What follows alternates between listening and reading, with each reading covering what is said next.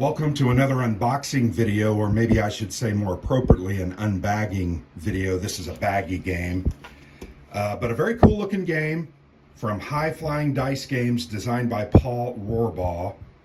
This is a new series, and in fact I say new series, but over the past 2 or 3 months they have released, I believe, 7 volumes.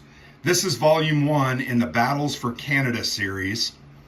This series deals with the War of 1812 and those battles fought mainly in Canada or on the borders of Canada.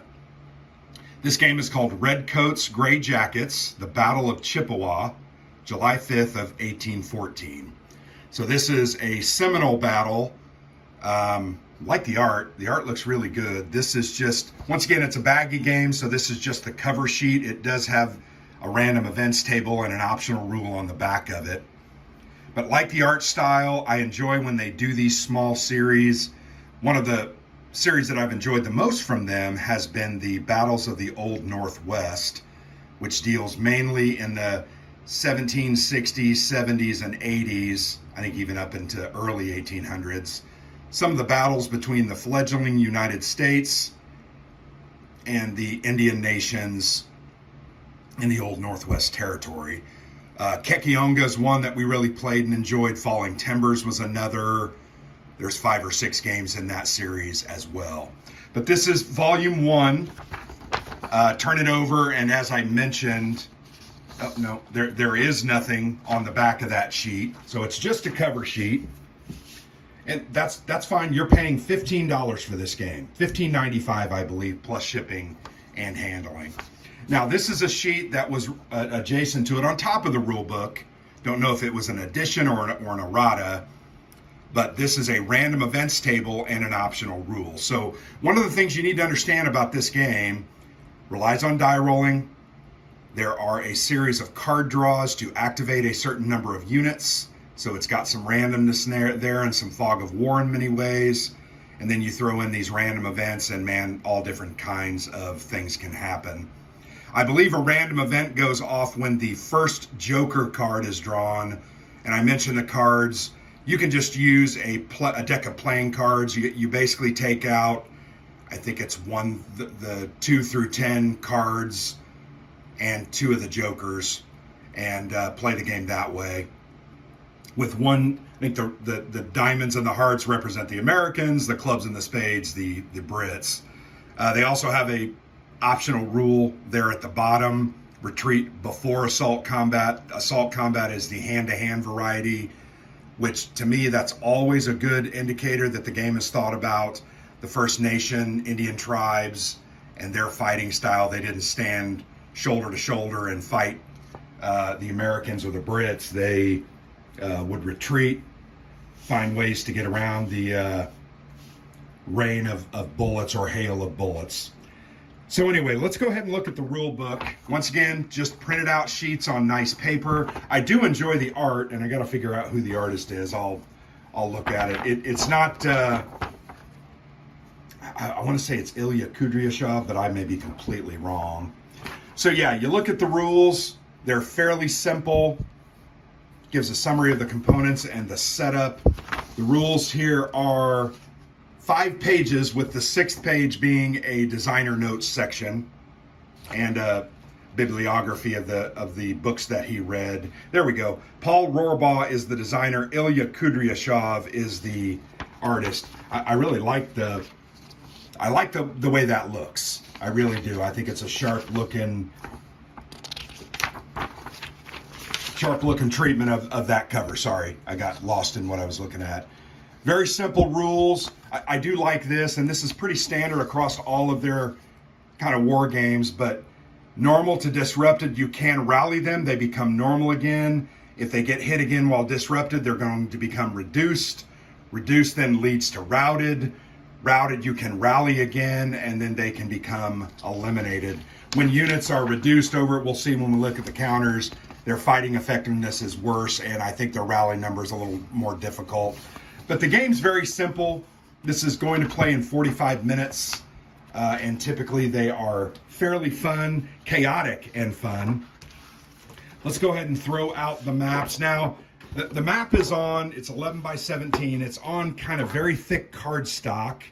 You throw a plexi over top of that and it's going to be fine. A little comment here. I feel like the map's a bit washed out.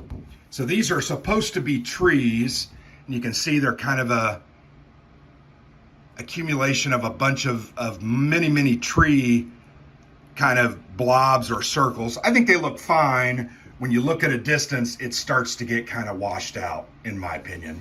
You've got your rivers there, or streams going into the rivers. You got the Chippewa, Niagara River where they go into, and then this is Streets Creek. You can see on the map board, you got game turn track, game record track. Those are victory points, basically.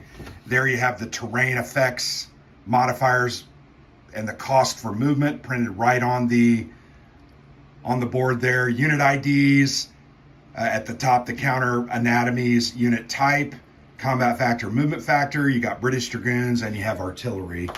So pretty simple.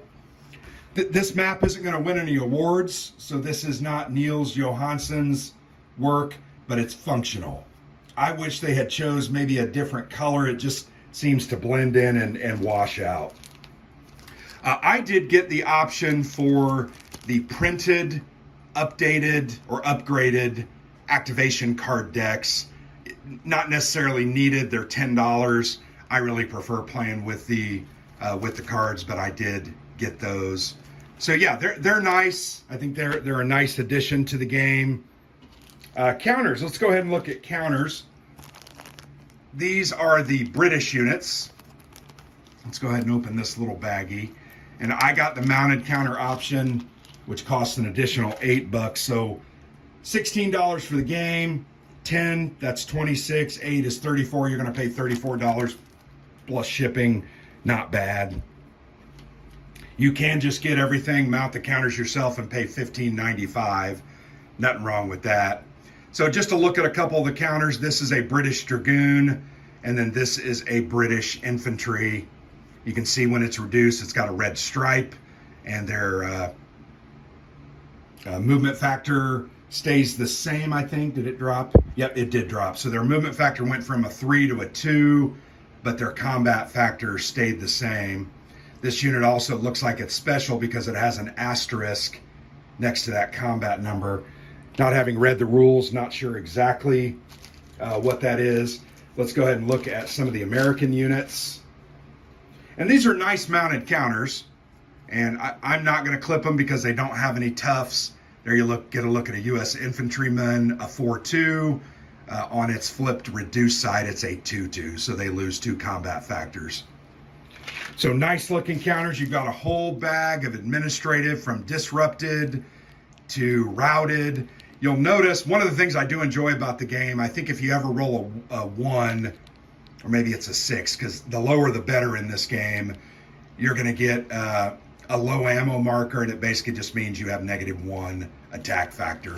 So that's another kind of random element to the game. Here's a look at some of the VP markers, and then the artillery. You've got a moved side and a fired side, so when they move, they can't fire. They have to flip over. Then they can fire, and they turn on to their fired side. So pretty simple. So yeah, that's a look at the game. A baggy game, and there's nothing wrong with baggy games. We all have a place in our collection for baggy games. I think they serve a nice purpose. Typically fast playing, low cost. One of my favorite parts is easy storage. You're going to put this in a basket. I have 30 or 40 bag games, and you're going to not necessarily have to find a space on the shelf. But that's a look at Battles for Canada Series Volume 1, Redcoats, Grey Jackets, the Battle of Chippewa, July 5th of 1814, during the War of 1812. Kind of a neat little series, neat little battle. Love the function of the activations, the different die rolling. It's just a fun, fast-playing, furious war game. So there you go. Hopefully I will either play this one solo, or Alexander and I will get it to the table. Either way, hopefully we can get a video done. But I appreciate you watching. I've been Grant for the Player's Aid.